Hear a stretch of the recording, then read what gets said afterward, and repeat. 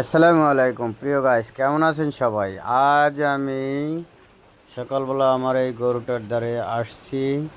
গরুটা প্রথম আমার কাছে আসে নাই, ভয় পাচ্ছিল। তারপরে কোনোভাবে কাছে গেলাম, যাওয়ার পরে খুব একটু আদর করলাম। আদর করার পরে একটা ওর ভিতরে আমার ভিতরে একটা ভালোবাসা তৈরি হলো। দেখুন, যে একটু আদর পেলো তখন ও নিজেই আমাকে মুখ দিয়ে কি একটা আদর করতেছে, চাটতেছে। দেখুন, মানুষকে এভাবে মানুষ যদি ভালোবাসা দিয়ে সব কিছু অর্জন করতে পারে, কোনো হিংসা অহংকার দিয়ে কোনো ভালোবাসা অর্জন করা যায় না, বা মানুষকে কখনো কাছে ডাকা যায় না, বা কোনো কোনো কিছুকেই সম্ভব নয় যা ভালোবাসা দিয়ে সম্ভব।